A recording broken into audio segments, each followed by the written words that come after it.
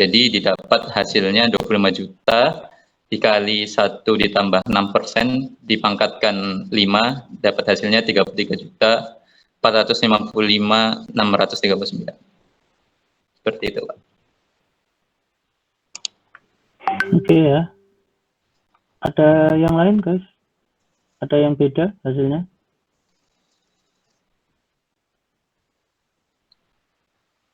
Enggak ada ya, sama semua. Ya ini gampang, tinggal dimasukin aja. Oke, terima kasih Mas Firdaus. Ya, berikutnya yang nomor 3. Siapa nih? Oh ya, nanti kita latihan HBU ya. HBU-nya jadiin quiz ya. Kita belum ada quiz ya. Pertemuan terakhir kita quiz HBU. HBU itu kan pertemuan pertama ya kalau nggak salah ya. Kita ada quiz HBU. Nanti teman-teman ingat-ingat lagi peraturan mengenai KDB, ya, KLB, KDH, GSB, ya. Kemudian teman-teman juga apa namanya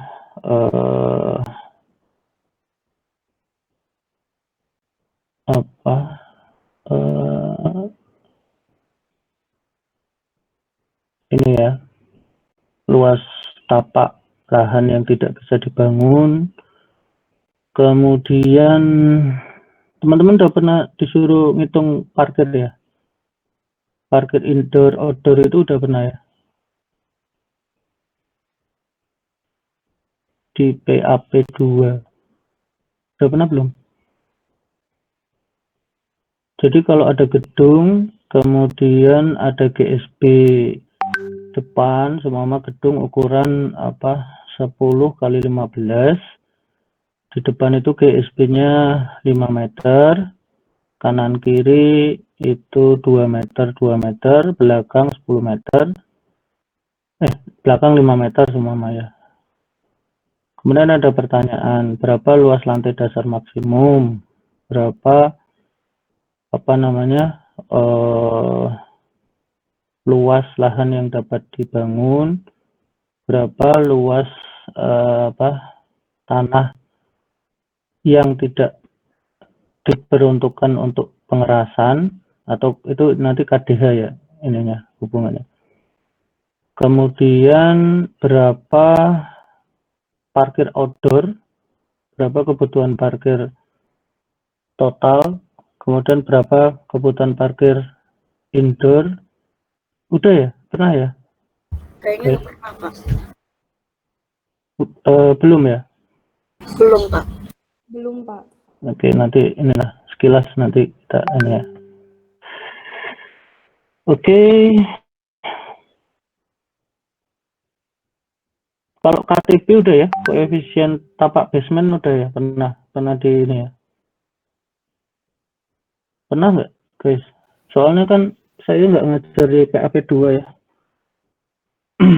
Maksudnya untuk waktu yang itu penugasannya beda ya. Ya, izin Pak, mohon maaf menyala. Untuk yang koefisien itu sejauh ini yang kami dapatkan itu baru nih Pak, KDB, terus KLP, terus jumlah lantai, koefisien dasar hijau, garis sembadan, seperti itu sih Pak. Tapi untuk rinci kayak parkiran belum ya? Belum Pak. Belum ya.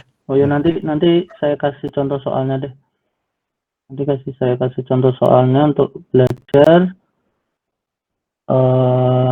untuk kuis ya minggu depan. Baik, Pak. Ya. Oke, nomor 3, silakan teman-teman. Mungkin saya boleh mencoba nomor 3 Pak. Oke, Mas Ilham ya, silakan.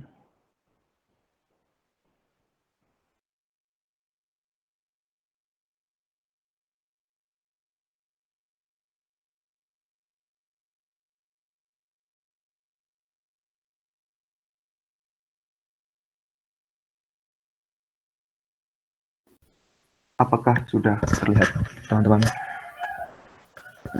Sudah.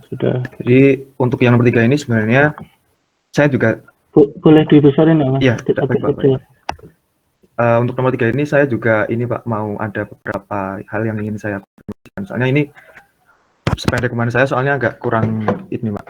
Ada beberapa hal yang nanti bisa persepsinya banyak.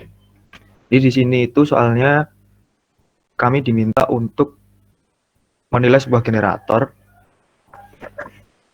Ya maaf Pak, not responding Pak. Ya. Kayak saya lanjutkan saja. Jadi ini kita mulai sebuah generator, tapi sudah lewat umur ekonomisnya. Jadi sebagaimana yang dijelaskan sebelumnya, untuk sebuah barang yang nilai ekonomisnya udah habis itu, kita memakainya nilai salvage value atau scrap value Pak. Artinya nilai sisanya, bukan sebagai mesinnya. Jadi untuk data genset ini mengenai spesifikasinya yang saya pahami, untuk menilai sebuah mesin scrap itu berarti kita menilainya sebagai sebuah besi Pak. Besinya kita jual dalam bentuk salvage. Nah itu sesuai sama kayak di sini dijelaskan bahwa data pasar untuk perbandingannya itu harga besi tua di pasaran dan sebagainya. Jadi untuk yang nomor 3 ini saya menggunakan scrap value Pak. Nah kemudian saya lakukan perbandingan. Jadi yang pertama itu mengenai waktunya, penawarannya, syaratnya, bentuk dan kualitasnya. Tapi karena mengenai waktunya dan syarat, kemudian bentuknya di sini itu tidak ada, jadi sebagian besar saya asumsikan Pak. Jadi yang saya sesuaikan itu hanya mengenai penawarannya dan kualitas besinya sendiri Pak.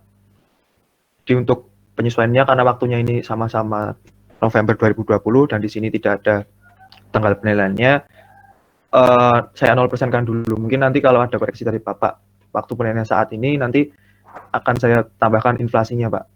Terus untuk penawarannya, di sini penawarannya itu yang di toko pembanding itu melalui penawaran beli, artinya pembeli dalam artian pemilik toko ini datang ke kita untuk membeli barang besinya kita itu Pak. Ini di sini karena ini kan konsepnya PMN berarti otomatis harus melalui lelang. Untuk yang ini saya tambahkan karena yang saya pahami penjualan melalui lelang itu harganya lebih kompetitif dalam artian lebih menguntungkan. Tapi di sini saya juga agak bingung karena kalau misalnya penawaran beli kan otomatis kita mendapatkan uang lebih cepat. Artinya nilainya itu lebih baik daripada kita menjual lelang yang harus melewati beberapa prosedur.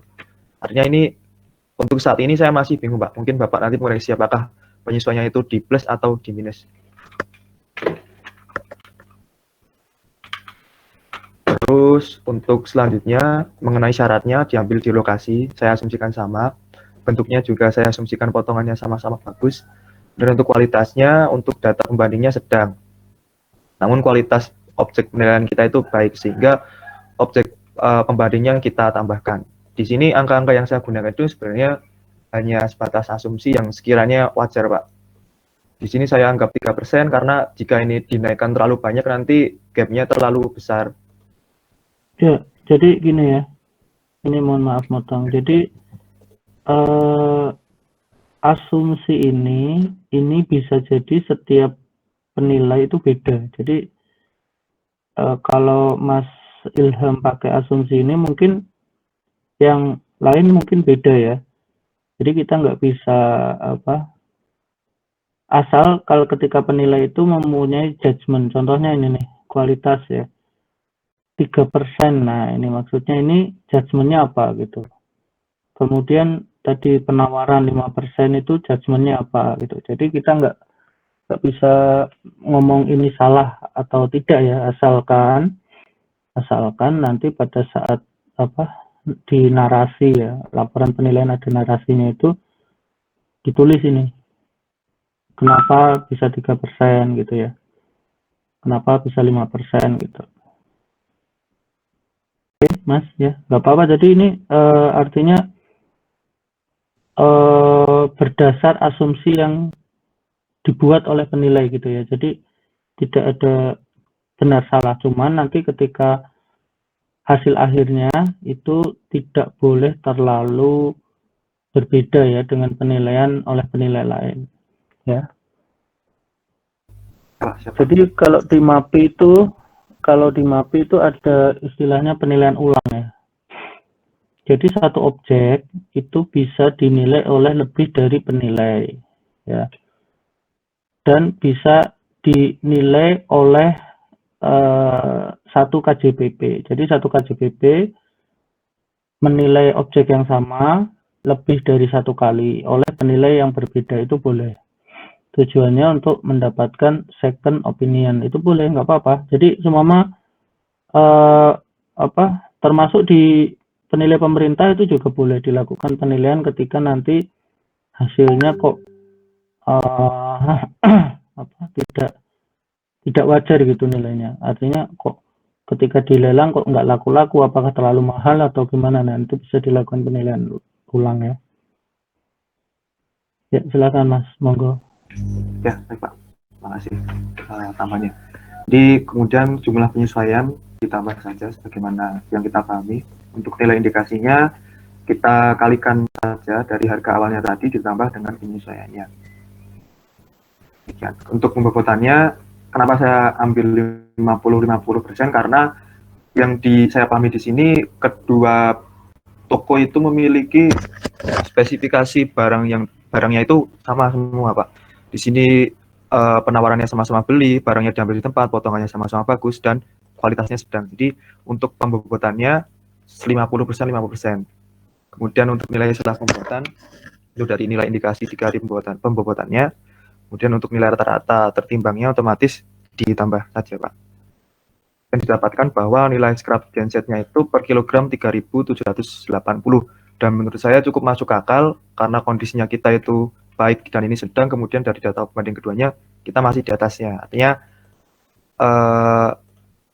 adjustment yang sudah saya pilih itu bisa dikatakan berdasar, Pak.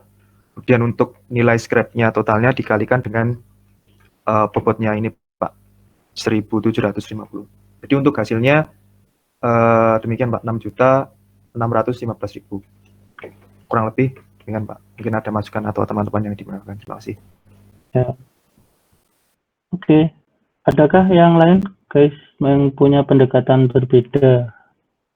Pertama di ini ya, di adjustment-nya.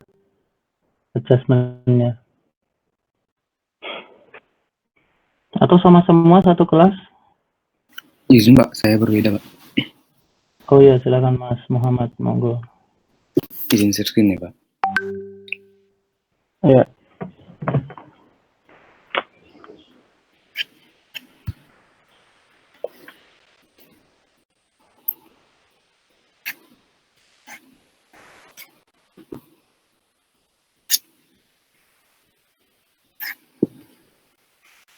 Apa sudah terlihat Pak?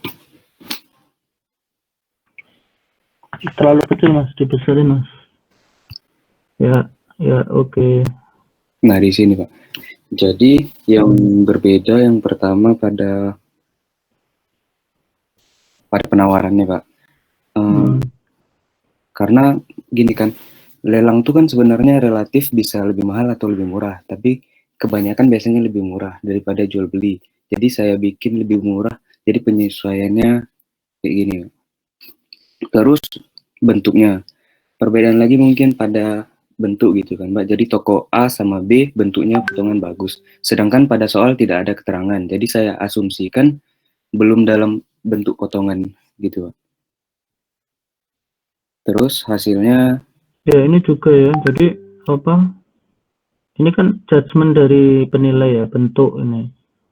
Katakanlah nanti kalau memang akan dijual ya dalam bentuk scrap value, berarti harus ada additional cost untuk apa, memotong-motong mesinnya itu ya. Nah itu juga mungkin judgement yang perlu dipertimbangkan. Tapi ada lagi tadi Mas Ilham kan mengatakan bahwa apa, analoginya biar nantinya mungkin ada unsur menaikkan itu ya, PNBP gitu ya Mas ya mungkin ya, karena BMN tadi ya. Iya Pak, benar Pak. Ya itu boleh aja, silakan. Tapi asal tidak terlalu, nilainya terakhir tidak terlalu apa, beda jauh. Silakan Mas dilanjut. jadi hasil yang saya dapat untuk nilai rata-ratanya segini Pak. Kalau menurut saya sih masuk akal gitu, karena perbedaannya nggak terlalu jauh sama toko A sama toko B gitu, Pak. Terus kan kalau yang pada objek penilaian ini, jadi saya ngasumsiinnya dalam bentuk genset utuh gitu, Pak. Jadi belum dipotong gitu. Itu aja sih perbedaannya mungkin dari saya. Ya, oke ya. Jadi dua-duanya punya ini yang berbeda, tapi hasilnya tidak beda jauh. Tadi 6 juta ya, ini 5.800.000 sampai 6 juta juga. Oke, terima kasih Mas. Mungkin ada yang lain yang beda? Maksudnya bisa 7 juta gitu atau 4 juta, beda banget gitu. Ada Saya nggak? beda, Pak. Beda ya? Ya, silakan Mas.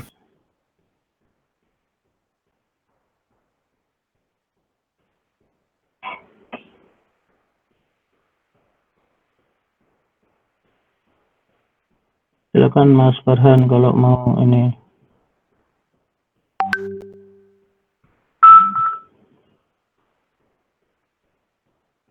Halo. Baik, Pak. Sebentar, Pak. Sedang di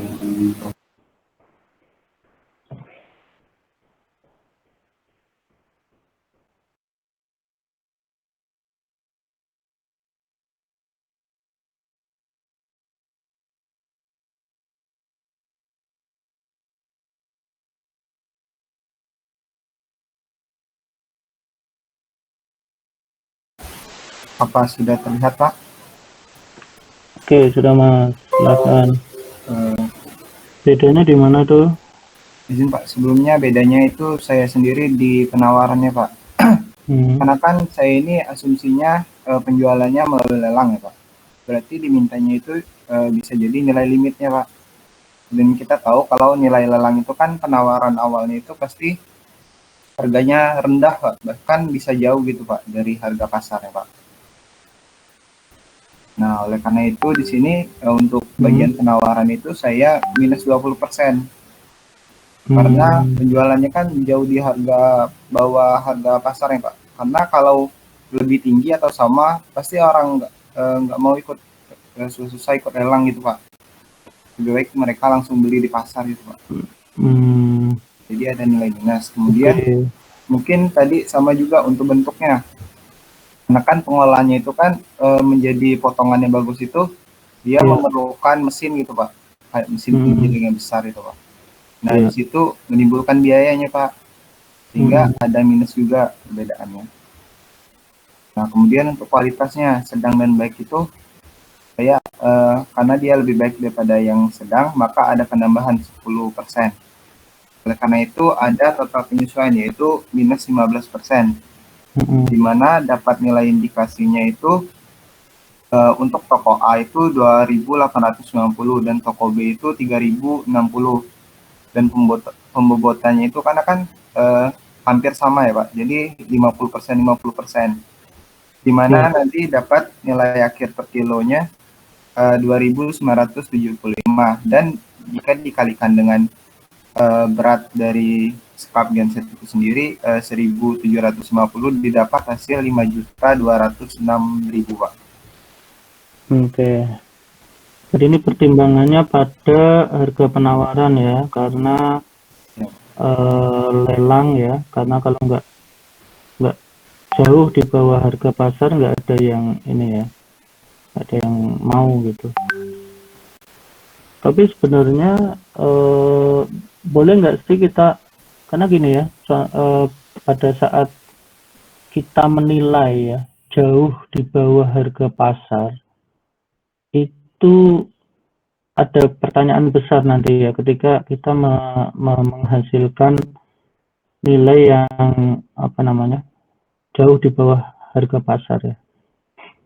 Pertanyaan besarnya nanti bisa kita itu ketika ada temuan ya, itu dianggap merugikan ya, merugikan keuangan negara itu. Bisa karena terlalu jauh di bawah harga pasar gitu. Tapi 20% itu kayaknya masih ini enggak guys, kira-kira? Masih rendah sih, Pak.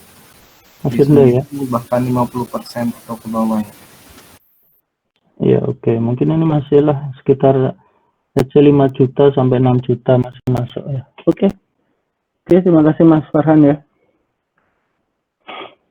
Ada lagi kah satu lagi yang beda banget itu hasilnya?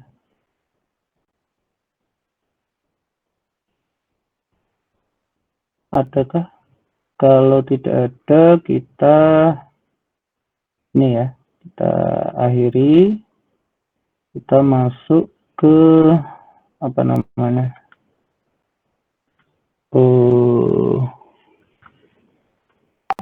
Materi hari ini ya, bongkaran ya. Izin bertanya boleh Pak? Oh iya ya, gimana? Tadi kata Bapak kan untuk MAPI sendiri itu untuk satu objek penilaian bisa ada asumsinya bisa sampai 2 atau 3 ya Pak, atau lebih. Nah, itu nanti pada finalnya itu yang diambil itu berarti nilai yang paling besar atau bagaimana Pak? Terima kasih. Kan karena punya asumsi masing-masing ya Pak? Iya.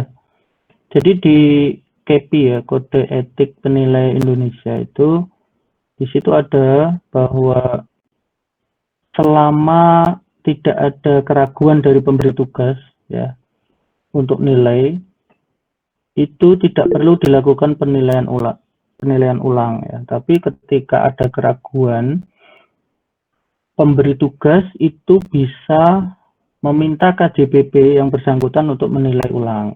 Nah, penilaian ulang ini bisa menggunakan penilai yang sama satu atau penilai yang lain yang ada di KJPP.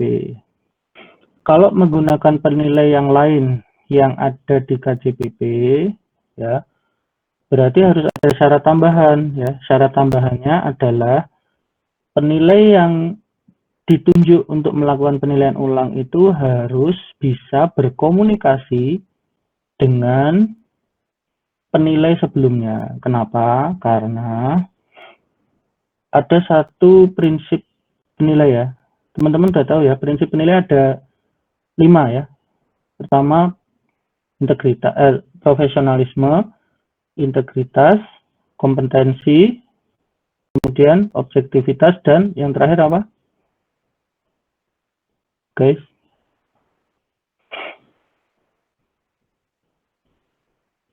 Halo? Ada 5. Apa? Profesionalisme, integritas, kompetensi, objektivitas, dan yang terakhir kerahasiaan. Nah, nilai itu sifatnya rahasia, guys. Rahasianya gimana maksudnya? Maksudnya kan kemarin kita perlihatkan ya, ada namanya di proses penilaian itu ada lingkup penugasan. Nah, di lingkup penugasan itu ada tujuan penilaian, ya, tujuan penilaian. Nilai dan informasi yang mendasari nilai tersebut itu boleh diungkapkan hanya untuk tujuan penilaian itu, tidak boleh untuk keperluan lain, ya. Nah, maka ketika terjadi penilaian ulang, penilai yang baru ditunjuk oleh KJPP itu harus diberi akses oleh penilai sebelumnya untuk membuka informasi. Kenapa sih harganya bisa sampai segini? Dasar-dasarnya apa aja? Itu boleh. Itu tidak melanggar prinsip kerahasiaan. Itu loh maksudnya. Ya. Nah, tadi pertanyaannya ketika dinilai itu manakah yang dipakai gitu ya. Nah, nilai yang dipakai itu ya yang paling mendekati artinya nilai yang menggunakan metode yang paling tepat dan adjustment yang paling baik ya. Jadi nanti di situ bisa artinya di situ ada yang memutuskan ya, baik dari penilai 1 atau penilai 2 itu nanti mana yang mau digunakan gitu. Tapi itu tidak harus ya. Itu tidak harus. Itu hanya ketika nanti pemberi tugas merasa bahwa nilai dari objek yang dinilai oleh penilai itu ada sesuatu yang janggal di situ. Jadi perlu penilaian ulang gitu. Oke ya, Mas? Baik, Pak. Terima kasih, Pak. Ada lagi? Izin bertanya, Pak. Iya, Mbak Anissa. Kalau dalam pendekatan data pasar itu penyesuaian transaksinya secara lelang sama jual beli itu lebih bagus yang mana ya, Pak? Jenis transaksinya. Secara lelang dan jual beli ya? Iya, Pak. Tergantung tujuannya, Mbak. Kalau kita menggunakan apa ya, data pasar, ya, data pasar, maka pembandingnya itu kalau bisa adalah transaksi jual beli. Pun transaksinya kita harus batasi, ya, tidak boleh ada syarat khusus jual belinya. Contoh syarat khusus itu apa? Dijual, ya, butuh uang. Nah, ada informasi butuh uang. Artinya apa? Kalau seperti itu tidak menunjukkan harga sebenarnya. Itu juga tidak boleh. Dan kemudian kalau kita transaksi menggunakan data pasar, ada transaksi tidak digunakan ya, karena lelang itu kan sifatnya apa ya? Tidak baku itu. Sama seperti kayak kita orang jual butuh uang itu juga tidak bisa digunakan. Nah, kalau bisa, kalau untuk permintaan menggunakan data pasar, kalau bisa cari pembanding yang memang benar-benar transaksi untuk jual beli dalam kondisi normal ya. Tidak ada karena syarat butuh uang, kemudian apalagi syarat macam-macam lah. Pokoknya itu berarti kita nggak boleh pakai itu. Karena itu tidak mencerminkan nilai properti yang kita nilai dalam kondisi normal, ya, Mbak. Baik, Pak. Terima kasih. Oke, kita ini ya, masuk ke bongkaran.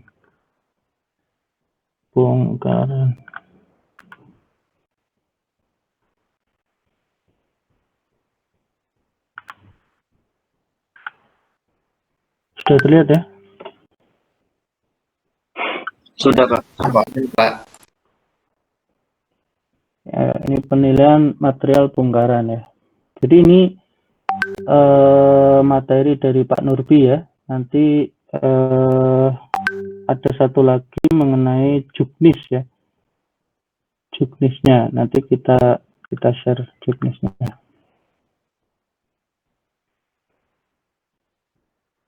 Nah, jadi kalau kita melihat ya, jadi waktu itu PKN STAN ya, waktu itu kan ada pemusnahan beberapa rumah dinas yang sudah sangat tua ya, rumah negara ya, itu yang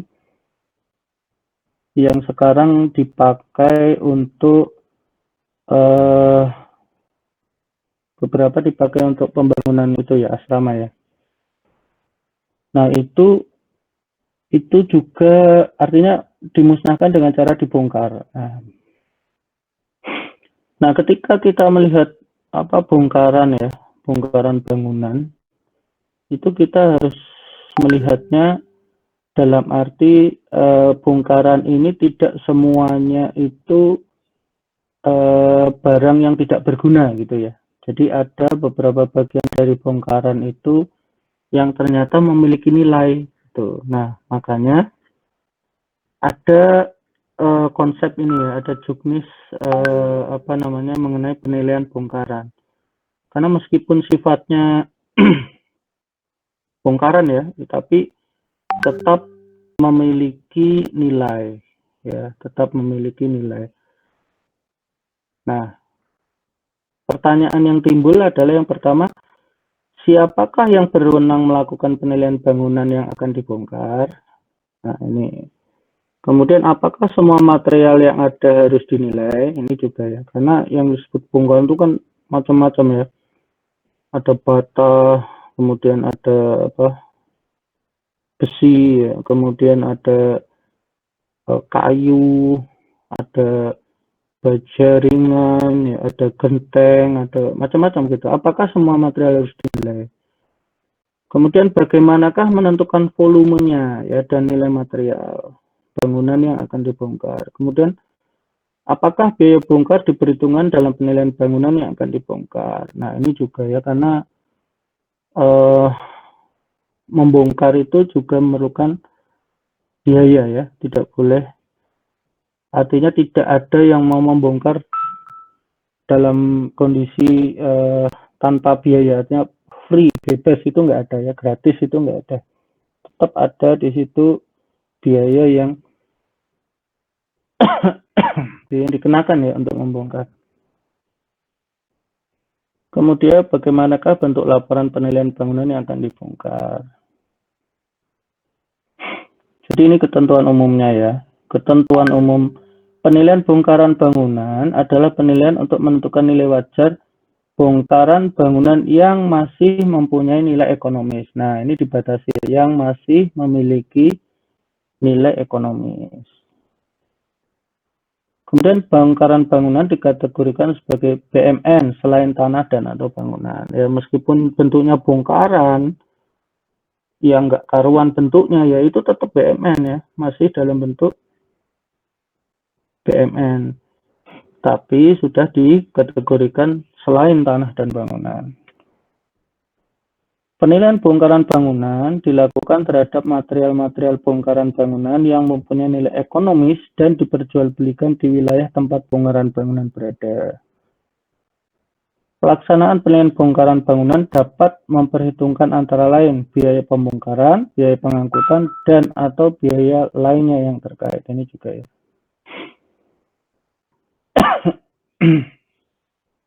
Jadi ketika menilai bongkaran, kita juga harus memperhitungkan ya biaya untuk membongkarnya. Selain sudah dibongkar, kemudian mau diapain? Harus ada pengangkutan kan. Nah, biaya pengangkutannya seperti apa ya. Dan kemudian biaya lainnya yang terkait. Penilai pemerintah di lingkungan DJKN dapat menentukan satuan material yang berbeda dari daftar tabel material dalam hal di sekitar lokasi objek penilaian menggunakan satuan material yang berbeda. Dalam hal tim penilai Direktorat Jenderal menggunakan satuan material yang berbeda, penilai Direktorat Jenderal mencantumkan alasan perbedaan menggunakan satuan tersebut ke dalam laporan penilaian.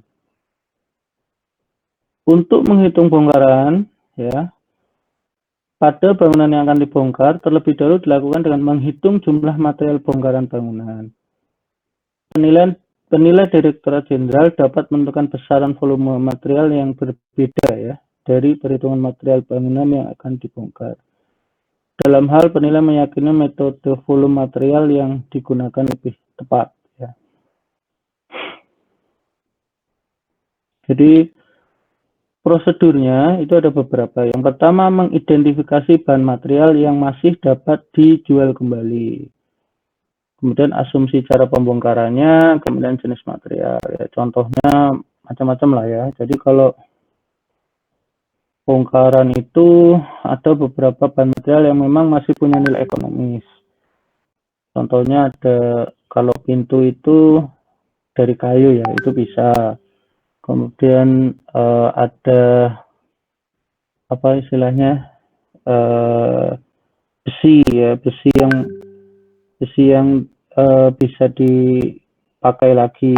Kemudian jendela itu ya, daun jendelanya, kemudian frame jendelanya, frame pintu itu masih bisa. Kalau masih ke kondisinya bagus, itu masih ada nilai ekonomisnya. Kemudian apalagi kira-kira? Kalau di situ ada tangga ya, tangga railing tangga itu kan bisa berbentuk besi ya. Nah itu juga bisa ada nilai ekonomisnya di situ, dan lain-lain ya, banyak lagi nanti. Contohnya kalau bangunan zaman dulu, bangunan tradisional ya, atau bangunan yang zaman dulu itu banyak menggunakan kayu jati gitu ya, itu masih ada nilai ekonomisnya ya, untuk untuk atap, kemudian untuk apa plafon ya, rangka plafon, kemudian apalagi kira-kira banyak ya, banyak bagian dari bangunan yang bisa jadi masih memiliki nilai ekonomi. Menentukan jumlah material yang masih dapat dijual ya. Setelah menentukan apa jenisnya ya, kemudian menghitung jumlahnya, ada berapa di situ frame pintu, ada berapa pintu, ada berapa jendela, kemudian ada berapa besi jumlahnya ya. Kemudian bisa menggunakan, setelah dikumpulkan, maksudnya setelah dihitung kira-kira berapa. Ini sebelum sebelum dibongkar ya. Kemudian mencari data pembanding. Jadi data penjualan bahan bekas itu kita harus cari ya sebagai penilai ya. Biasanya kalau di JKN mereka sudah punya ini ya datanya ya. Kemudian melakukan proses penyesuaian ya, jenis data, kondisi, kualitas, kuantitas, dan kemudian menentukan nilai ya sebagai pengurang ini ya, biaya pembongkaran. Nanti kalau ada biaya angkut ya berarti ditambahkan biaya angkut ya. Jadi ada selain kita menghitung nilai ekonomis dari bongkaran, juga kita menghitung biaya ya yang terincur di situ ya, pembongkaran maupun biaya pengangkutan.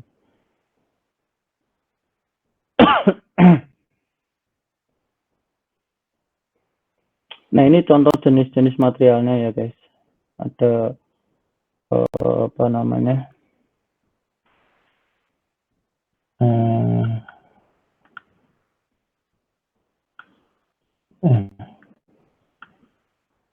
Ada kayu ya, kemudian kayu itu bisa kusen, bisa daun pintu atau jendela, balok ya.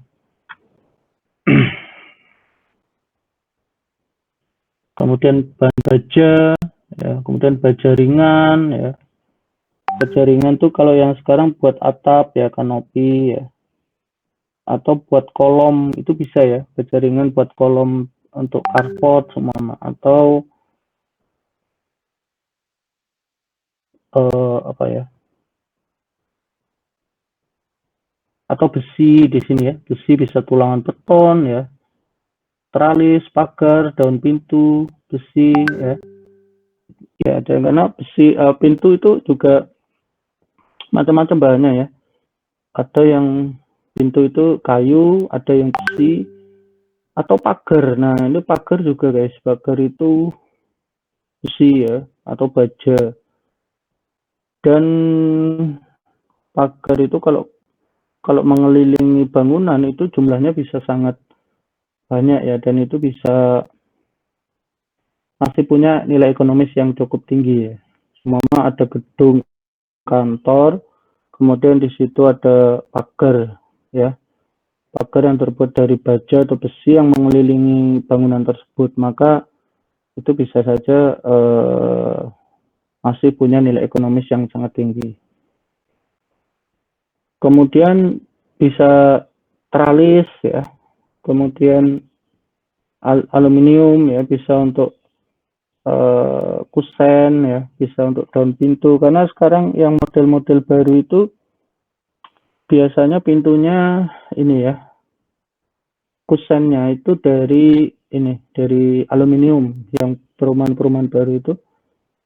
Kemudian jendelanya juga ya.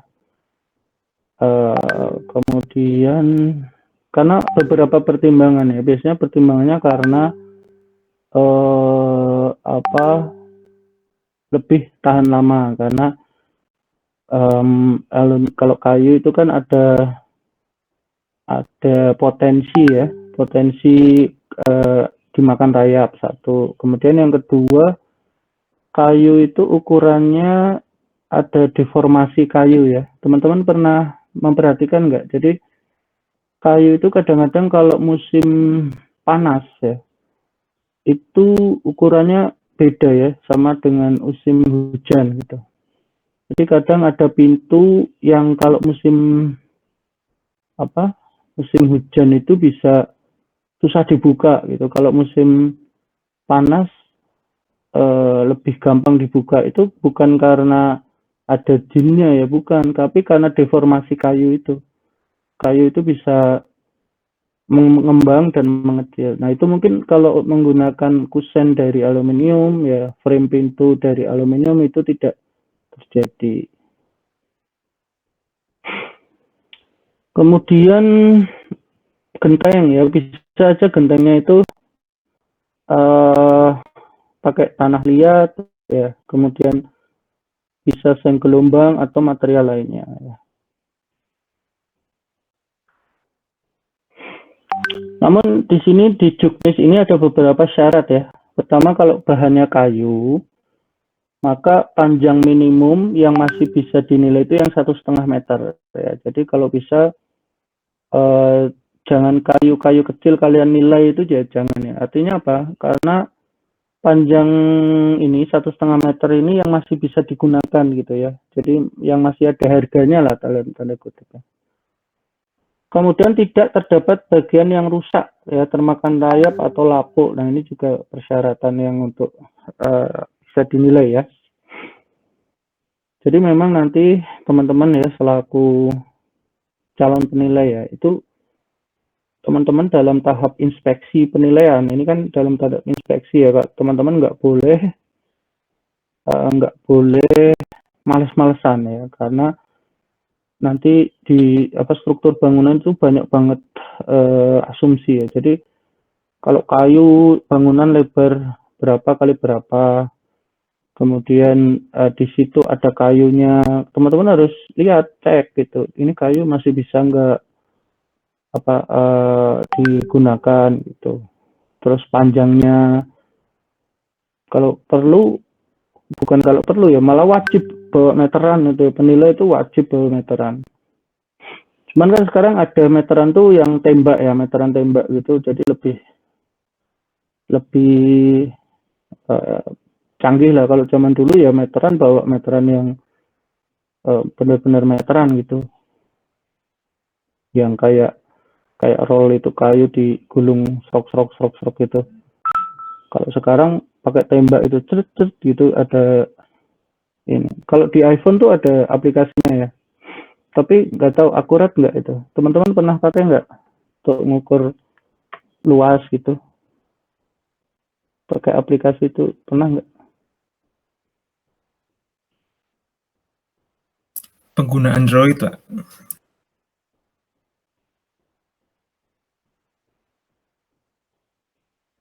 Android ya? Iya, Pak. Oh iya, nggak apa-apa sih. Tapi di Android ada juga bukan aplikasinya? Kurang paham sih, Pak. Ya, oke. Tapi kalau kalian jadi penilai, usahakan kalau memang pasti di DJKN punya lah ya alat seperti itu. Tapi kalau teman-teman pas nggak bawa gitu, wah ini pakai apa? Itu bisa pakai aplikasi itu. Cuman nggak tahu itu karena ketelitiannya itu penting ya, berapa meter. Kemudian bahan besi, baja ya, untuk material yang berbentuk teralis, pagar, pintu besi, kadar karat tinggi-tingginya 50%. Ya. Jadi katakanlah kalian lihat pagar, kemudian kalau pagarnya habis dicat apa itu mungkin masih ada nilainya ya, artinya kan cat kan menutupi karat itu ya. Jadi bisa kadar karatnya berkurang. Tapi kalau udah bangunan lama apa gitu ya, mungkin kadar karatnya sangat tinggi ya. Kemudian lebih dari 50% ya dihitung berdasarkan berat ya. Baja ringan dihitung berdasarkan berat. Kemudian bahan aluminium.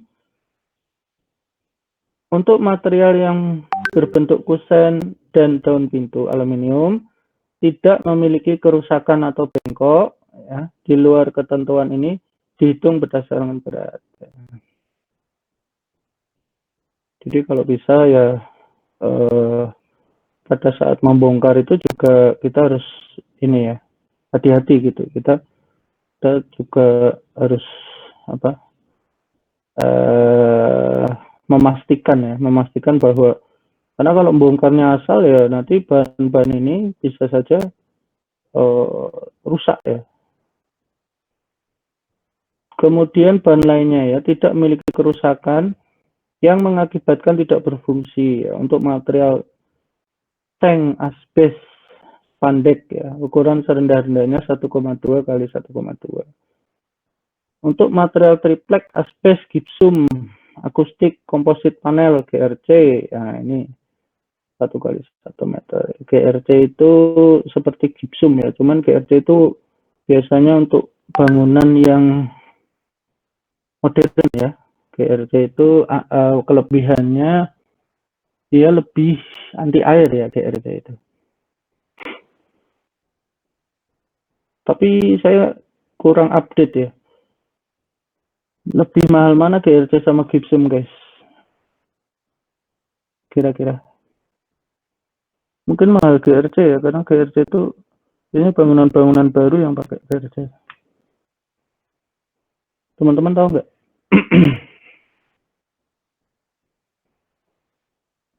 Halo.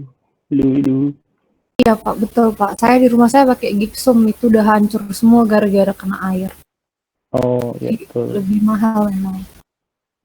Ya, berarti teman-teman nanti ganti ya GRC.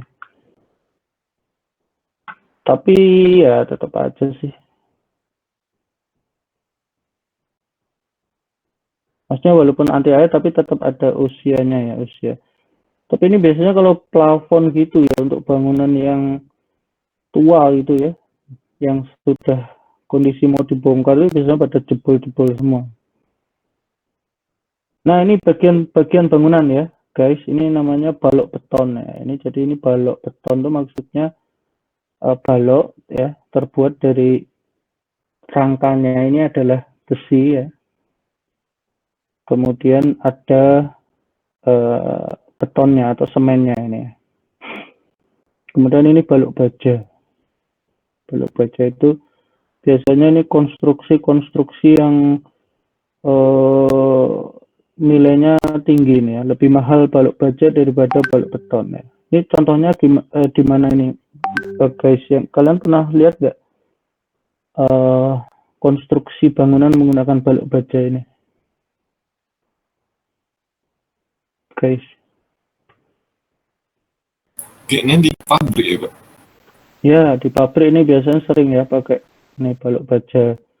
Kenapa pabrik pakai balok baja Mas? Kenapa nggak pakai balok beton?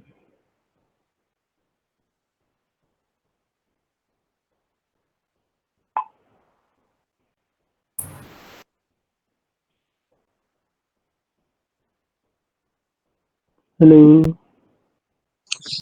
Izin Pak, mungkin itu tidak gampang dimakan rayap mungkin kan baja. Ya itu satu ya. Lagi apa?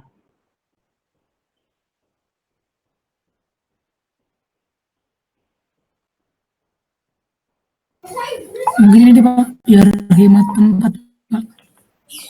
Kenapa Mas? Biar bajakan lebih kuat ya Pak, biar akan lebih tahan lama Pak, dan tidak membutuhkan ruang yang banyak kalau pakai baja Pak. Ya tahan lama ya. Kemudian pabrik itu biasanya ada satu hal yang ini ya, khas ya, yang tidak ada di bangunan lain, yaitu mesin ya. Mesin itu dia punya getaran ya. Jadi kalau mesin itu kan bergetar ya, gitu ya. Nah getaran itu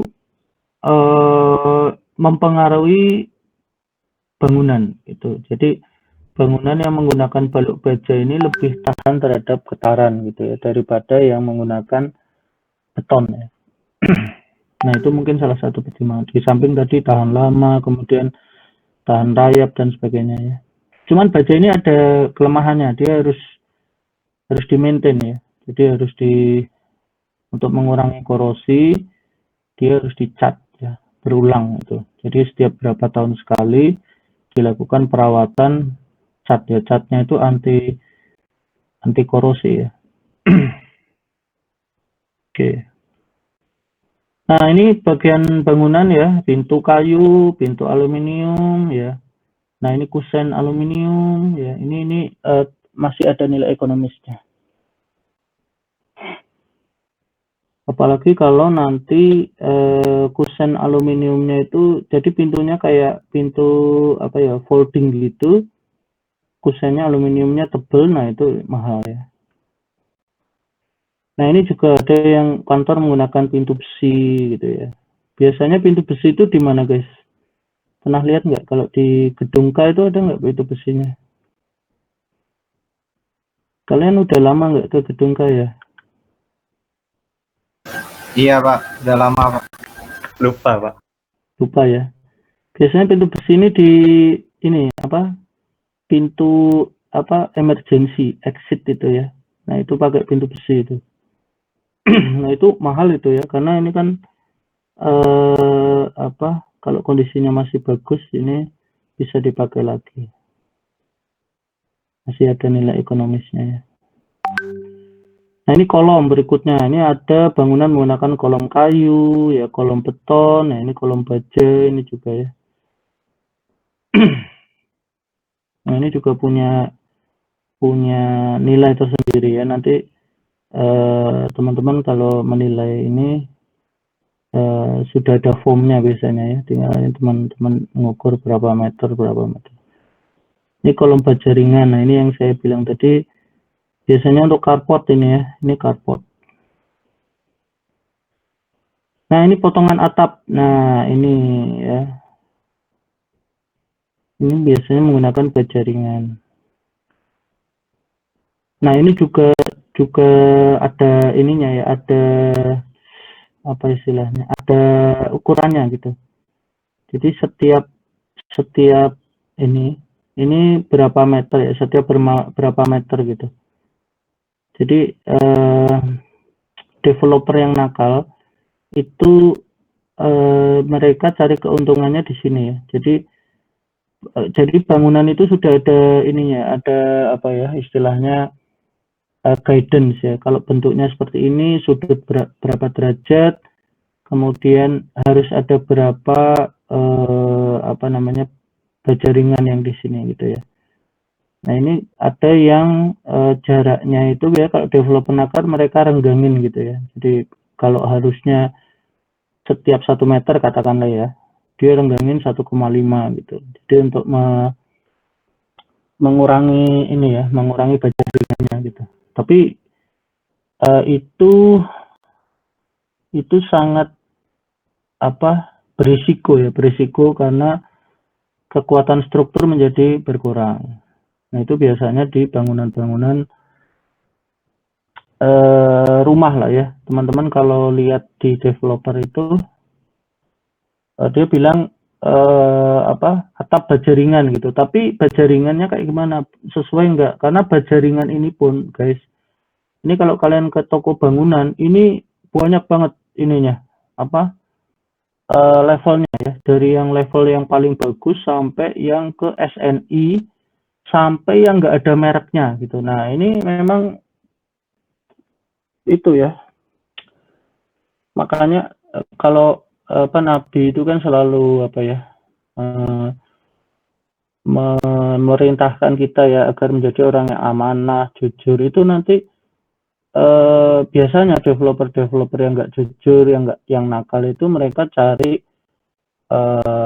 material baja ringan yang di bawahnya SNI yang nggak ada mereknya gitu. Nah, itu karena kalau orang awam kayak kita itu nggak tahu bedanya. Begitu dipasang kayak gini juga, yang bagus juga kayak gini, yang jelek juga kayak gini. Tuh, makanya, tapi itu padahal kalaupun developer itu jujur, mereka udah dapat untung sebenarnya. Cuman ya itulah, manusia itu kan serakah ya, guys. Kita itu sama binatang itu hampir sama serakahnya, karena malah lebih serakah manusia ya, karena manusia itu punya apa ya, nafsu untuk cepat menjadi kaya, cepat menjadi, padahal ya kalau kita percaya kepada Tuhan sebenarnya rezeki itu sudah ada yang mengatur gitu. Jadi rezeki kita nggak akan tertukar gitu ya. Jadi nggak usah lah kita nakal ngubah spek ya. Pakai spek bajaringan yang nggak ada mereknya. Kemudian jaraknya ini dilebarkan. Makanya kan teman-teman sering dengar ya kabar kayak ada SD ambrol atapnya, ya itu padahal bangunan belum lebih dari setahun itu kan, ya itu karena keserakahan itu gitu. Sebenarnya kita cari hidup itu cari apa sih? Cari kita menjadi kaya juga, sama aja itu namanya. Bahkan nanti ada trade off-nya ya. Trade off-nya bisa aja ketika kita contohnya kayak yang di SD itu ya, pernah dengar ya berita SD atapnya ambrol itu. Ya kalau diinvestigasi polisi bisa kena. Nah, bisa aja kita kena. Siapa developernya? Tuh. Ya, jadi teman-teman harus menggunakan ya prinsip integritas itu untuk kepentingan dunia dan akhirat itu, karena dunia ini kan apa ya, tempat kita bercocok tanam gitu ya, nanti kita mengambil hasilnya itu nanti di akhirat. Maka ketika bercocok tanamlah yang baik gitu, enggak prinsip integritas itu harus dilaksanakan ya seberat apapun. Ini termasuk ini ya, ini juga sluff ya. Ini sluff beton, sluff kayu. Ini ya. Apa fungsi sluff guys? Masih ingat nggak? Halo? Fungsi sluff. Guys.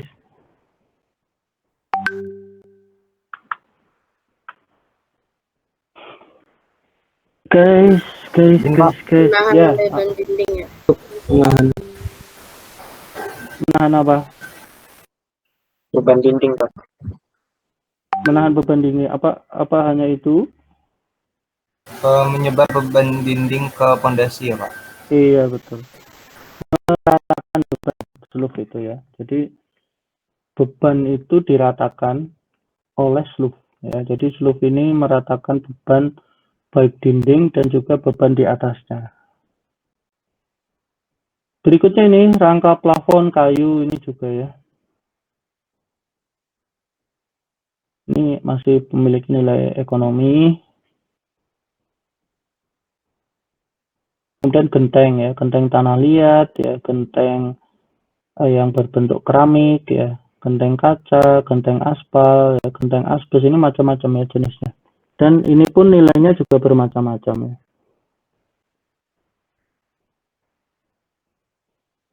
Kelebihan genteng tanah liat itu sebenarnya bagus ya, genteng keramik bagus juga. Cuman kekurangannya dia berat ya. Jadi genteng tanah liat dan genteng keramik itu berat. Cuman awet ya, awet.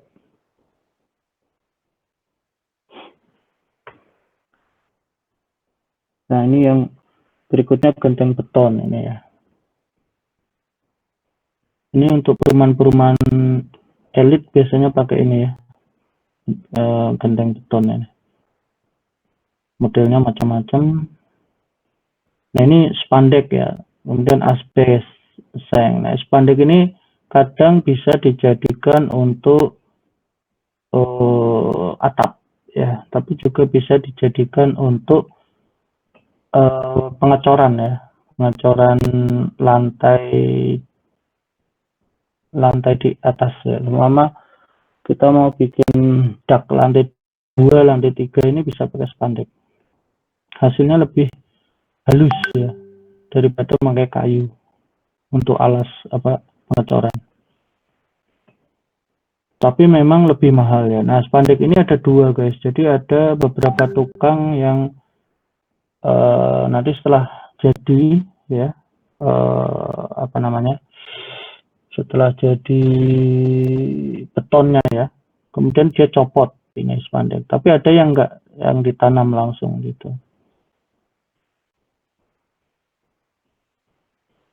Namun spandek ini bisa digunakan untuk atap juga ya. Nah, asbes juga, seng juga ya.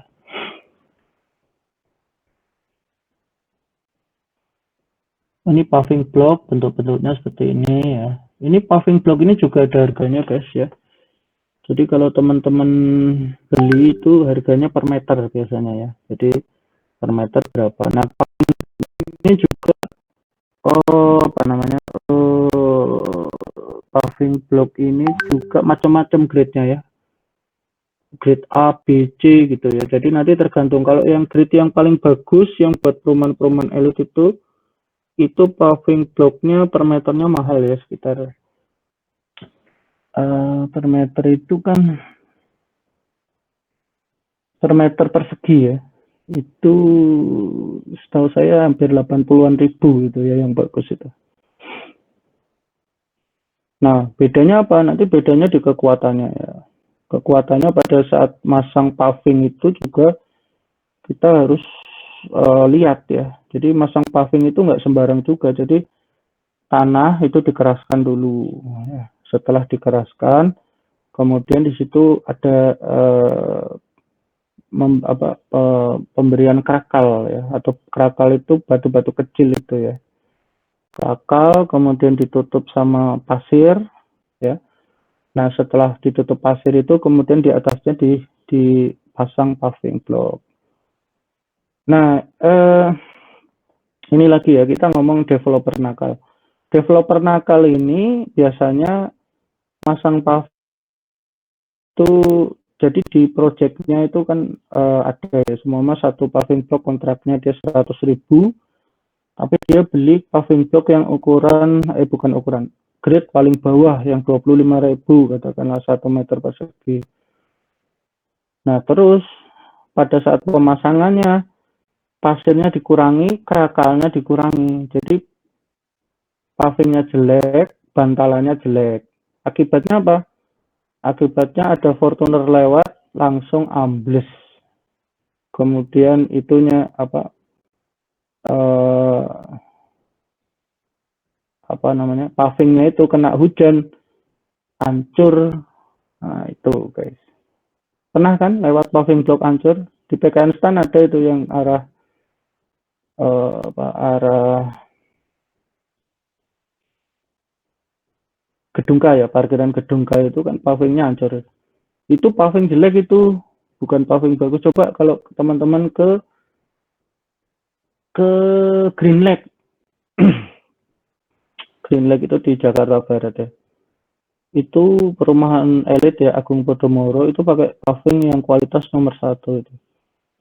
Jadi dia didatengin truk tonase 20 ton aja nggak ambles itu baru ininya, pavingnya ya. Terus yang bagus lagi itu paving dari Kementerian PU. Coba deh teman-teman lihat ya, bangunan tapi yang dulu ya, kalau PU yang sekarang nggak tahu deh. Yang dulu itu Kementerian PUPR itu kalau bikin jalan pakai paving itu, pavingnya dilewatin truk 20 ton anteng gitu ya, karena pavingnya kualitas yang A. Dan itu umurnya guys ya. Jadi contohnya di pengerasan jalan Kota Tangerang itu ada beberapa jalan desa ya, bukan desa sih, Kota Tangerang mah nggak ada desa ya. Jalan kelurahan yang diambil pavingnya. Nah, paving itu dicopot ya, dicopot. Padahal paving itu udah puluhan tahun itu dipasang di situ oleh Kementerian PU ya. Dulu kalau dulu DPU namanya, Departemen Pekerjaan Umum.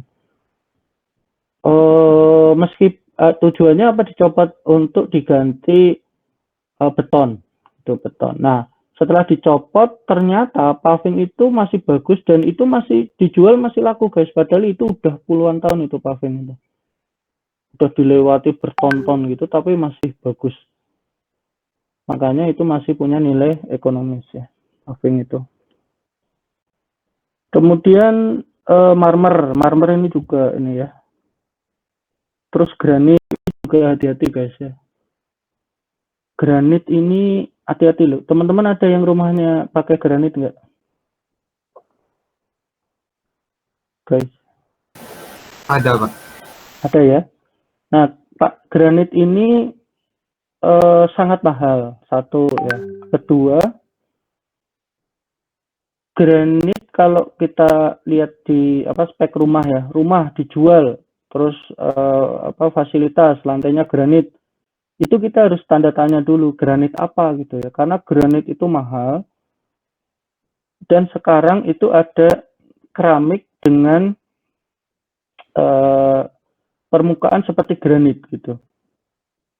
Itu padahal itu keramik gitu. Jadi developer yang nakal itu bilang itu granit, padahal itu keramik, atasnya kayak granit gitu. Kalau orang awam nggak bisa bedain granit yang biasa sama keramik. Tapi kalau orang udah berpengalaman menilai, itu bisa. Jadi granit itu contohnya nih, teman-teman kalau datang ke hotel, di lobi hotel, itu biasanya lantainya pakai granit. Nah, itu kayak gitu, granit yang asli itu kayak gitu. Hotel pun itu tidak semuanya lantainya granit guys. Kenapa? Karena mahal. Makanya biasanya di hotel itu yang granit tok itu ada di ruang lobby atau mezanin, itu pakai granit semua satu lantai. Tapi lantai berikutnya enggak. Karena itu kan lantai satu biasanya atau lobby hotel itu biasanya untuk mengesankan dulu ya. Wow gitu, kita masuk hotel. Wow gitu kan. Dan juga memberikan kesan wah gitu, karena memang mahal granit itu. Jadi hati-hati kalau kalian beli rumah harga 500 juta semua. Kok lantainya granit? Kalian datengin, Pak, saya boleh cek lokasi? Boleh. Lihat. Kalian duduk aja, dek. Ini bukan keramik, ini keramik. Cuman mirip granit gitu. Developer tuh nakal, makanya mereka nggak barokah ya kerjanya, karena sering bohongin orang. Tuh ya, kalian jangan bohongin orang ya. Apalagi marmer, ini marmer juga mahal. Oke guys, nah ini masih, kalau dicoplok ini granit ini masih punya nilai tinggi ya. Ini juga batu alam, ini juga mahal guys, batu alam ini. Batu alam itu ada yang di buat dinding ya, buat lantai.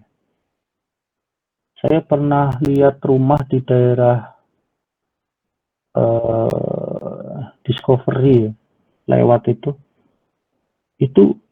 fasadnya semua batu lantai guys, padahal tuh rumahnya gede dan 2 lantai. Aku mikir buset, ini berapa ratus juta untuk fasadnya aja ya.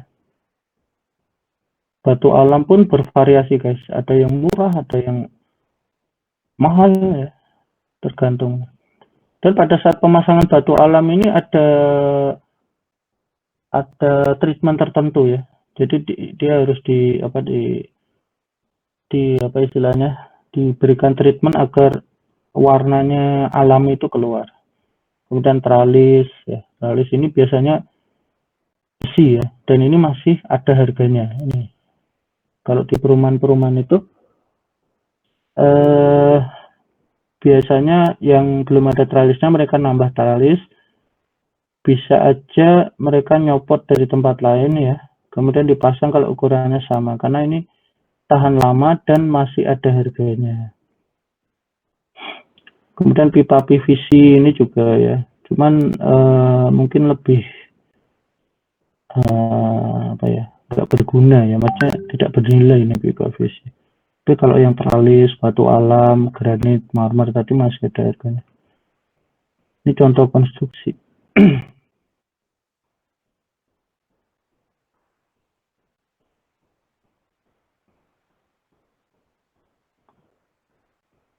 Nah, ini contoh dari perhitungan jumlah material ya. Jadi kalau bentuknya seperti ini, berarti kita pakai rumus luas ini ya. Semua ini panjangnya 10 meter, lebar 5 meter ya. Berarti ini 10 kali 5 itu 50 meter persegi.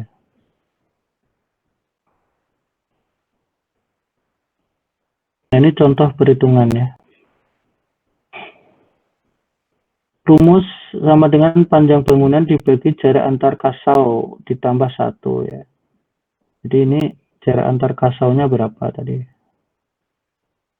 10 ya dibagi ya 0,5 berarti satu kasau dengan yang lain itu 50 cm ya, ditambah 1 jadi 21 baris. Panjang kasau ya, kelipatan panjang kayu standar jika di bawah 1,5 tidak dihitung ya, karena lebar miring 5 meter dan panjang standar kayu 4 meter, maka yang dihitung adalah 4 meter, sedangkan 1 meter tidak dihitung. Banyaknya kasau ya dengan panjang 4 meter adalah jumlah baris ya dikali 2 sisi. Jadi tadi kan seperti ini ya, kan karena ada 2 sisi ya, satu sisi sini, yang satu sisi yang menghadap sana ya. Jadi ada 2 kali 21 baris, ada 42 batang. Kemudian reng ya, jumlah baris reng dalam satu sisi, rumusnya lebar miring dibagi lebar efektif tambah 1 ya. Lebar miringnya ada 5 dibagi 0,3 tambah 1 ada 17,6. Panjang reng, karena panjang atap 10 meter maka dalam satu baris reng terdapat 2 batang ukuran 4 meter dan 1 batang ukuran 2 meter. Banyaknya reng ya, ini nanti kali 2 sisi ya. Tadi 17, ini dibulatkan jadi 17 ya. 17,6. Ukuran 2 meter 17 kali 2 sisi ya, 34 batang.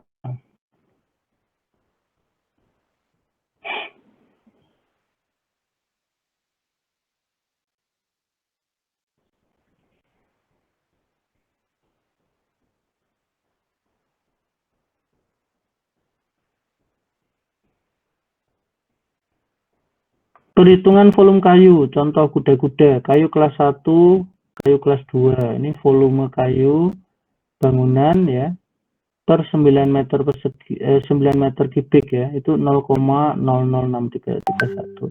Gording ya, kasau, reng, rangka plafon ini segini ya. Sebuah bangunan memiliki luas 100 meter persegi. Untuk menghitung bahan kayu pada rangka atap berdasarkan volume adalah sebagai berikut. Luas bangunannya segini. Koefisiennya rangka atap kayu segini ya. Volume kayu segini. Nah, biasanya ini nanti diketahui ya, koefisien rangka atap kayu. Kemudian volume kayunya nanti tinggal dikalikan aja. Nah, kemudian setelah kita menghitung, ya kita menentukan data pembandingnya.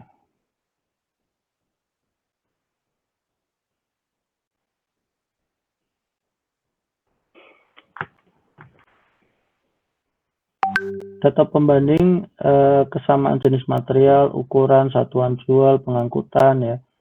Faktor yang mempengaruhi nilainya kondisi, jumlah ya, demand supply-nya gitu. Nah, ini contoh analisis data pembanding harga kayu bengkirai ya. Ukuran 3 meter. 1,15 ini ukuran apa? Diameternya ya. Ini ukuran panjang 3 meter. Ini contohnya ada di Gunung Guntur, Balikpapan ya. Waktu transaksinya sama ya. Jenis transaksi penawaran. Dimensi kayunya 1/15, panjangnya 3 meter. Transportasi diambil di tempat. Harga jual per unit 35.000, 35.000. Kemudian ini CP itu kontak person ya. Jadi dapat informasi ini dari mana? Dari Awel, ini Burhan ya. Nah, ini kita lakukan penyesuaian ya. Jenis transaksinya minus karena ini semua penawaran ya. Jadi dianggap bahwa ada selisih antara penawaran dengan harga jualnya ya, karena nanti ada pasti ada nego di situ ya. Nah, biasanya 5%. Tapi kalau kalian dapat data transaksi luar biasa ya, tapi jarang ya. Kualitasnya minus 15% ya. Jadi apa namanya? Karena di sini data pembandingnya bagus ya. Sedangkan yang objek yang kita nilai sedang, jadi kurangin. Transportasi 0% sama, total penyesuaiannya ditambahkan. Kemudian ini nilai indikasinya 28.000 ya. Pembobotannya dibikin sama ya. Nilai pasar per unitnya jadinya 28.000. Nah, ini sebenarnya sama saja sih menggunakan data pembanding. Cuman data pembanding ini kalau bongkaran ini lebih lebih susah ya. Susah didapatkan bongkaran itu.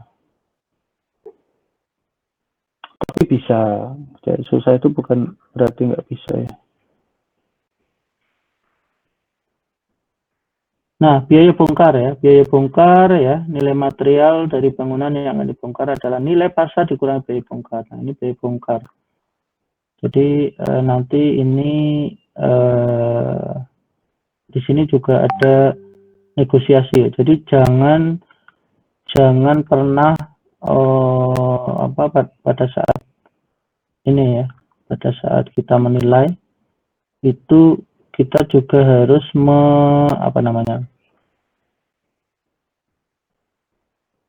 mengestimasi biaya bongkarnya. Dalam hal biaya bongkar sudah termasuk dalam rencana pembangunan baru, maka nilai pasar material tidak perlu dikurangi biaya bongkar. Nah, ini kalau sudah dimasukkan ke dalam rencana pembangunan baru ya nggak usah dihitung. Satuan biaya bongkar tergantung dengan asumsi cara pembongkaran. Jadi ada 3 faktor tadi ya, volume, kemudian harga satuan ya, biaya bongkar ini mempengaruhi nilai material bangunan yang akan dibongkar. Kemudian bagaimana laporan penilaiannya ya? Laporan penilaian mengikuti ketentuan selain tanah dan bangunan. Laporan penilaian menggunakan nomor dan kode pemindah tanganan dengan tindak lanjut penjualan. Perhitungan yang disertakan dalam lampiran adalah perhitungan jumlah material dan proses perbandingan data pasar. Sedapat mungkin gambar teknis bangunan dapat disertakan sebagai lampiran. Ini kalau ada ya, biasanya kalau bangunan BUMN ya yang usianya sudah tua ya, itu biasanya gambar teknisnya juga nggak tahu kemana gitu ya.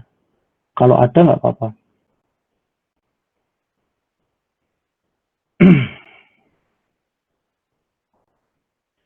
Nah, ini saran ya, buatlah berita acara survei lapangan yang berisikan antara lain asumsi cara pembongkaran, asumsi biaya bongkar, ya, kondisi material. Ya. Kemudian mintalah as-built drawing ya, bangunan yang akan dibongkar. Jika tidak tersedia cantumkan drawing ini ada beberapa ya guys. Ada yang namanya denah, ya. Ada yang namanya gambar potong, ya. Ada yang namanya gambar pondasi, ya. Bedanya apa guys?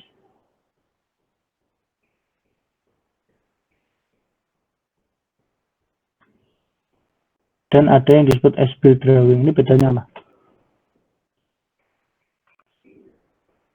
Halo?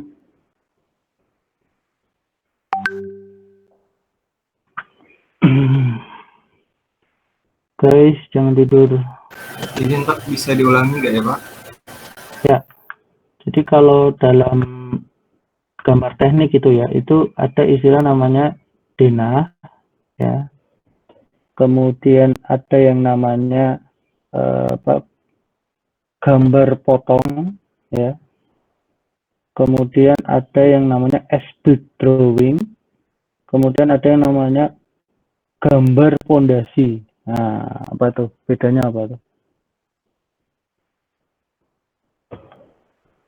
Izin Pak. Ya. Menurut saya kalau yang gambar denah itu masih gambaran awal sebelum pelaksanaan pembangunan. Kalau explain drawing ini udah ada coretan dari penyesuaian pekerjaannya, Pak. Ya. Ya. Ada lagi yang mau menambahkan?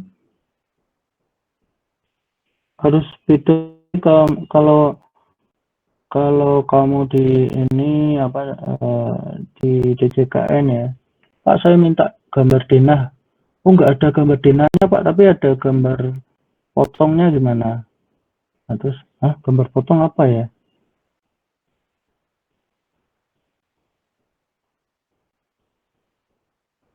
Kemudian ada yang disebut gambar tampak. Nah, tambah lagi tuh, Pak, nggak ada gambar potong, Pak, adanya gambar tampak.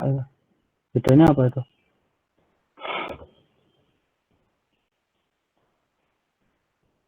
Halo, saya tunjuk aja ya biar ramai.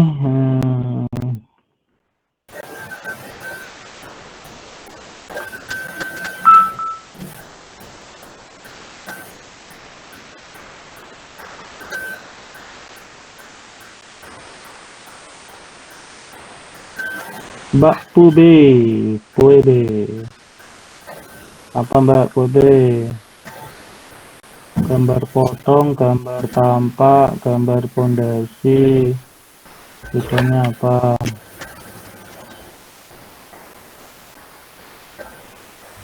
Pak, mungkin kalau gambar potong itu gambar yang bagian-bagian bangunan. Kalau yang tampak itu keseluruhan bangunannya. Terus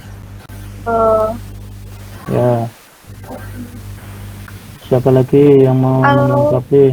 Ya. Itu Pak, kalau gambar cetak biru itu mungkin juga salah satunya. Ya. Mbak Salsabila, coba. Apa itu, Mbak? Bedanya?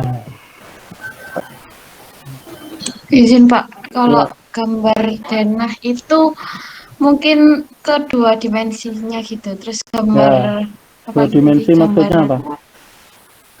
Jadi kalau gambar itu gambar mungkin ada ukuran dindingnya gitu, Pak. Nah, itu yang apa tuh? Gambar denah. Gambar denah, ya. Oke, satu masuk ya. Jadi gambar denah itu, guys, ya, itu gambar bangunan yang dipotong horizontal. Jadi kamu bayangin ada bangunan, kamu potong horizontal, kamu lihat dari atas.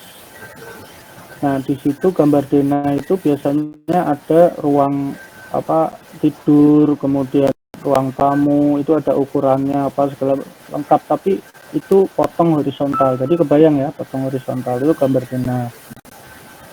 Kalau gambar potong sama gambar tapak apa tuh?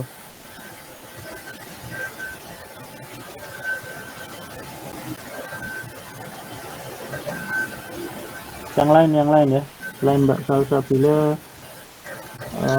Izin Pak. Ya, Mas Gustaf. Ya, mungkin kalau potongan itu lebih ke vertikalnya Pak. Jadi potongan vertikal dan gedung atau rumah dipotong dari atas sampai bawah Pak, sehingga dapat dilihat bagian yang dipotong. Ya, Mas Gustaf betul ya. Jadi yang namanya gambar potong itu potong vertikal. Jadi kalian bayangin rumah, kalian potong vertikal terus.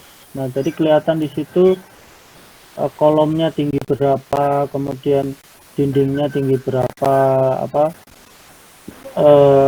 apa saja di situ ya, gentengnya, struktur gentengnya kelihatan gitu. Itu gambar potong. Kalau gambar tampak, gambar tampak. Izin Pak. Siapa ini? Ya, Mas siapa nih? Mas Iksan Pak. Ya, Mas Iksan. Jadi kalau gambar tampak itu menurut saya kayak gambar sudah jadi gitu Pak, dari berbagai arah. Iya, betul Mas Iksan. Jadi gambar tampak itu gambar rumah sudah jadi dari berbagai arah, ada tampak depan, tampak samping, tapi nggak kelihatan dalamnya. Kalau gambar potong itu kelihatan dalamnya, kelihatan tinggi bangunannya apa segala macam. Kalau gambar tampak itu tampak depan, tampak samping, bahkan sampai tampak atas. Gitu ya, ada itu tampak atas gitu. Itu gambar tampak. Kemudian gambar pondasi apa tuh pengertiannya? Harusnya udah loh kalian nih diajarin nih.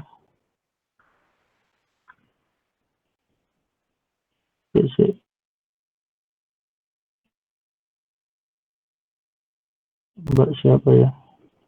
Mbak Diva coba gambar apa namanya pondasi. Ya Pak, kalau gambar pondasi ya bagaimana bentuk pondasinya itu Pak. Jadi terlihat dari gambar itu bentuk pondasi dan Ya. Ya, jadi gambar pondasi itu tidak hanya gambar pondasi ya. Pondasi dan kolom setinggi 1,2 meter di atas pondasi. Jadi gambarnya nanti nggak cuma pondasinya tok, tapi ada kolom atas naik. Tuh. Jadi pondasi, slope, kolom. Tapi cuma 1,2 meter di atas pondasi. Gitu. Oke ya, jadi teman-teman berpengaruh pada saat penilaian kalian minta gambar, Pak ada gambar bangunan nggak? Tanyain sama ini gambar apa? Apa ya Pak? Gambar denah. Nah, apa ya Pak? Oh gambar tampak. Nah, gitu. Jadi kalian harus tahu itu bahasa tekniknya harus tahu ya. Terus apa lagi ya? Udah ya. Nah kalau as-built drawing apa ya? As-built drawing ya gambar setelah terjadi as-built gitu. Jadi kalau tadi gambar tampak, gambar pondasi, gambar apa potong denah itu hanya desain, tapi as-built drawing itu setelah terjadi itu gimana? Setelah dibangun itu gimana gitu. Jadi kan pasti ada perencanaan sama apa implementasi ya. Yang implementasinya ini pembangunannya udah jadi, istilahnya udah jadi bangunan, itu kayak gimana? Itu namanya as-built drawing ya. Oke, kemudian buatlah jadi kalau survei kalau masih ada kalau as-built drawing pasti masih ada ya. Nanti tinggal di foto atau mungkin ada apa namanya gambar ya foto ya as-built drawing ini fotonya. Lebih ke gambar realitasnya.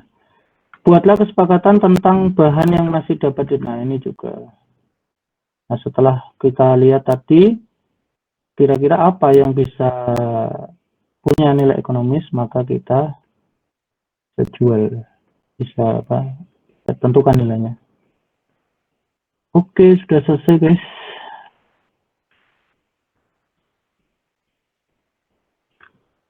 Oh iya, ini ya. Bentar. Soal HPU, bentar ya. HPU.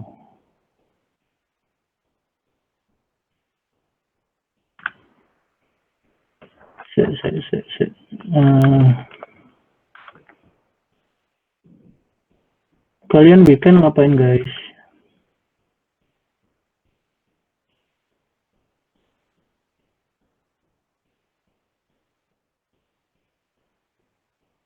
Halo.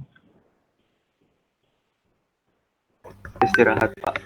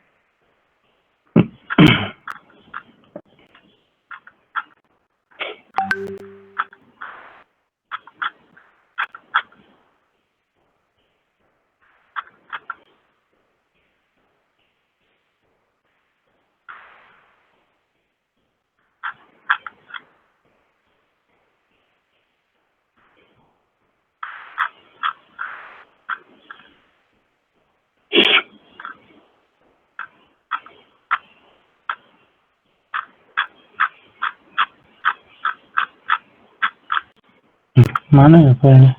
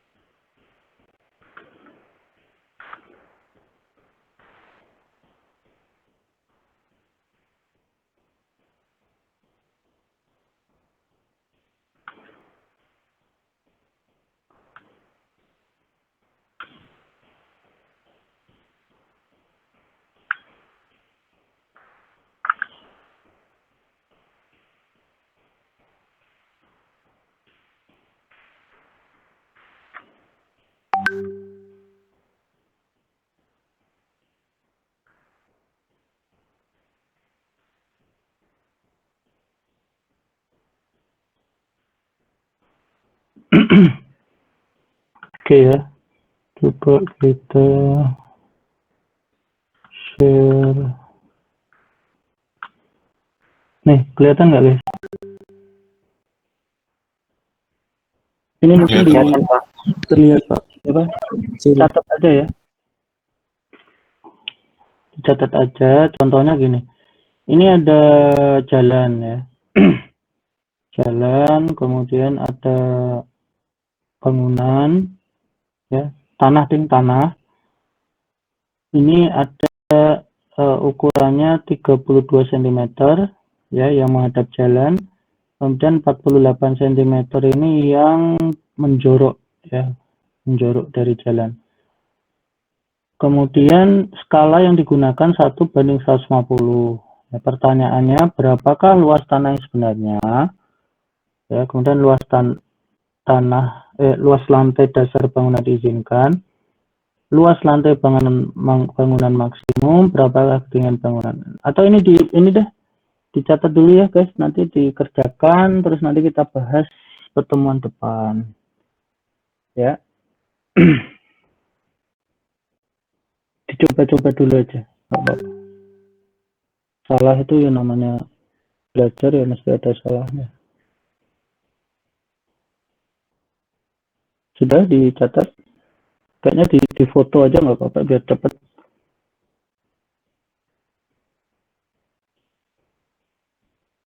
Oke, sudah? Sudah Pak. Oke, good. Oke, itu nanti untuk tugas ya teman-teman, nanti dikerjakan aja latihan HBU, nanti apa kita bahas ya di pertemuan ke depan. Nah, minggu depan ini saya belum dapat jadwalnya. Mungkin kalau sempat sore nanti kita sore, kalau susah ya nanti malam ya. Tapi nanti absennya tetap sesuai dengan ini ya, sesuai dengan jadwal yang sudah ditetapkan. Oke guys. Adakah pertanyaan sebelum kita akhiri?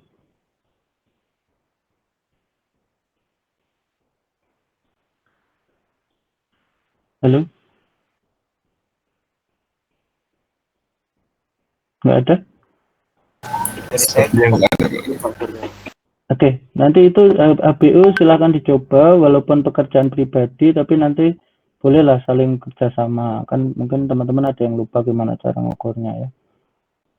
Terutama itu tadi ya, clue-nya itu ada luas lahan yang tidak boleh dibangun dengan KDB. Nah, itu ada perbedaan ya.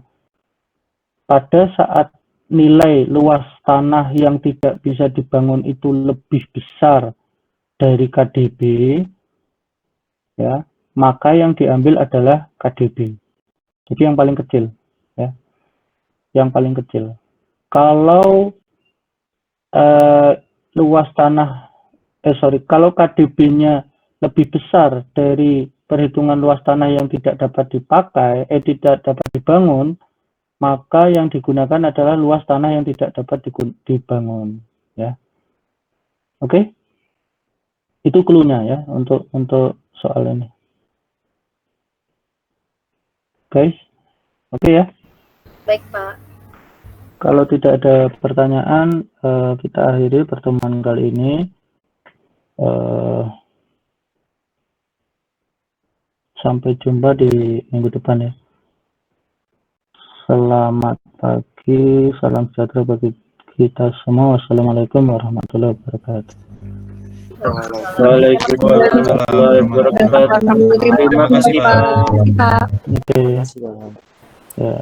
Bentar, saya ini ya kirim filenya ya. File apa? Materi ya. Iya, Pak. Atau lewat ini aja deh. Lewat Telegram ya. Saya kirim lewat Telegram. Ya, kita tutup. Baik, Pak.